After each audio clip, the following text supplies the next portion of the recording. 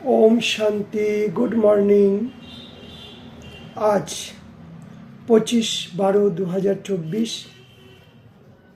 মধুবন থেকে বাপ দাদা বলছেন, মিষ্টি বাচ্চারা কদম কদম শ্রীমত পর চলো।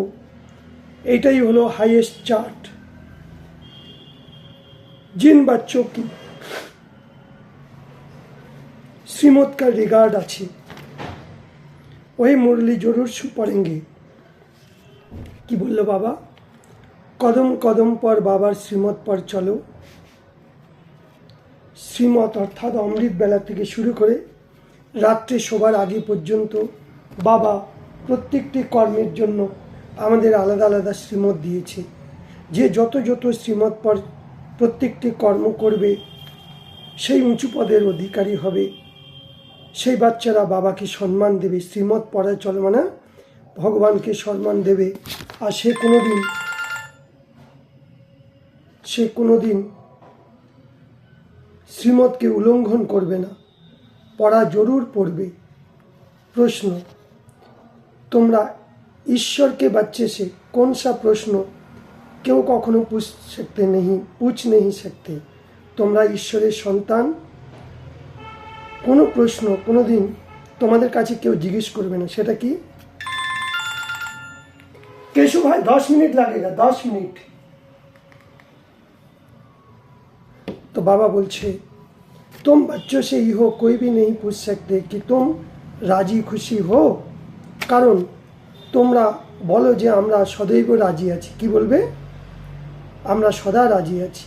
আমাদের পরোয়া ছিল কি আমরা ভগবানকে পাবো, ব্রহ্মা বাবাকে পাবো, আমরা পেয়ে গেছি। তাই আমাদের এখন আর কোনো পরোয়া নেই। তাই বাবা বলছেন, যাকে পাওয়ার আমরা পেয়ে গেছি, বাকি কিসবাতের আমাদের পরোয়া, কোনো পরোয়া নেই। কারণ ভগবানের আগে কোনো কিছুই নেই। শিব বাবাকে পাওয়ার পর আমাদের সব ইচ্ছা পূর্ণ হয়ে গেছে। তাই বাবা বলছে, বাবা যখন দেখছে इन पर माया का वार हुआ है, तो बाबा पूछते हैं, बच्चे राजी खुशी आछो। যখন কোনো বাচ্চার উপর माया যখন प्रवेश करे, हाँ दीदी आ रहा हूँ, 10 मिनट लगेगा, 10 मिनट। तो बाबा बोलছে সেই মায়াদের বাবা তখন জিজ্ঞেস করে কি তোমরা রাজি খুশি আছো। বাবা তো জানে মায়া প্রবেশ করেছে। সেই জন্য বাবা বলছে যে হ্যাঁ বলো, আমি রাজি আছি। কেন? আমরা জ্ঞানের রহস্যকে জেনে গেছি। সেই জন্য ডেড সাইলেন্স কি সচ্চি সচ্চি রুহানি যাত্রা করো। আমরাই সেই হাম সো হাম, অর্থাৎ আমরাই সেই দেবতা ছিলাম। আমরা এখন দেবতা থেকে এখন অসুর হয়ে গেছি। আবার বাবা বলছে, হ্যাঁ, সত্য ত্রেতা দাপর কলি সঙ্গম। আমরা সত্য যুগে দেবী দেবতা ছিলাম, ত্রেতা যুগে ক্ষত্রিয়, দাপর যুগে বৈশ্য, কলি যুগে শূদ্র, সঙ্গম যুগে ব্রাহ্মণ। এই হলো হাম সো হাম। এই মন্ত্র যদি রাখো তাহলে তোমরা চক্রবর্তী রাজা হয়ে যাবে। মন বচন কর্মে তোমাদের খুব শুদ্ধ রাখতে হবে। ভিতরে কোনো রকম নোংরা হলে চলবে না। কদম কদম বাবার সাবধানী রাখো। বাবা যে আদেশ দিচ্ছে, শ্রীমত দিচ্ছে, সেই শ্রীমতগুলোকে পালন করো। শ্রীমতকে রিগার্ড রাখা অর্থাৎ ভগবানকে সম্মান দেওয়া। ফের বাবা আজকের বরদান দিচ্ছে কি বাচ্চে নির্মাণতাকে গুণকে ধারণ করো, তাহলে আর সবাইকে যে সুখ দেবে সেই হলো সুখ দেবা সুখস্বরূপ আত্মা। তোমরা সবাই মহান আত্মা। তোমাদের নিশানি কি? মহান আত্মাদের নিশানি হলো নম্রতার গুণ, নির্মাণতার গুণ। যত নির্মাণতা হবে ততই সকলের দ্বারা মান প্রাপ্ত হবে, সবাই সম্মান দেবে। যে নির্মাণ হবে সে সবাইকে সুখ দেবে। যে যাহা भी जाएंगे, যেখানেই যাও, যাই কাজ করব, সবাইকে সুখ দেব, সুখ নেব। কাউকে দুঃখ দেব না, কারো থেকে দুঃখ নেব না। তো जो भी সম্বন্ধ সম্পর্ক में आए ও সুখ কি অনুভূতি করে। এই জন্য আমরা ব্রাহ্মণ আত্মাদের গায়ন আছে কি, সুখের সাগরের বাচ্চা সদা সুখ স্বরূপ, সদা সুখ দেবা। তাই সবাইকে সুখ দাও আর সুখ নিতে চলো। कोई आपको दुख दे तो लेना नहीं। কি করব তখন? এটা তো দুঃখের দুনিয়া, দুঃখ তো দেবেই। সব জায়গায় দুঃখ, চাই প্রকৃতির দ্বারা দুঃখ, অসুখ বিসুখ হলো শারীরিক মানসিক, আত্মীয় স্বজন সব দিক থেকে আসবে। কিন্তু বাবা আমাদের কি মন্ত্র দিয়েছে?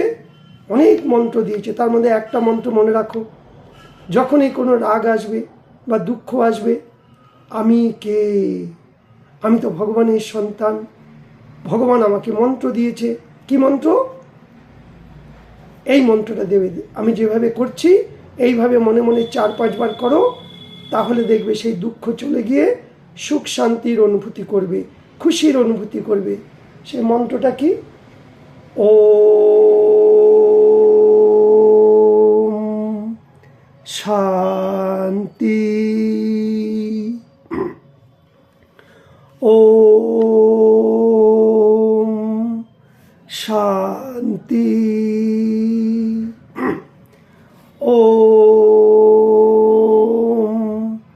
শান্তি। এইরকম বেশি না, 8-10 বার করো, দেখবে মন শান্ত হয়ে গেছে। কেন? আত্মার মধ্যে সুখ শান্তি খুশি আনন্দ আছে। তো যখন আমরা ওম শান্তি করছি, তাহলে আমাদের থেকে কোন তরঙ্গ বেরোচ্ছে? শুদ্ধ তরঙ্গ বেরোচ্ছে, খুশি আনন্দ প্রেম শক্তির আনন্দ। তাই আমরা যদি এই মন্ত্রটা করি, না দুঃখ দেব না দুঃখ নেব। আমাদের থেকে কোন তরঙ্গ বেরোচ্ছে? পজিটিভ তরঙ্গ। যে রেগে গেছে সে কি তরঙ্গ দিয়েছে? খারাপ। তা আমরা কি করলাম? খারাপটাকে ভালোর মধ্যে পরিবর্তন করে দিলাম।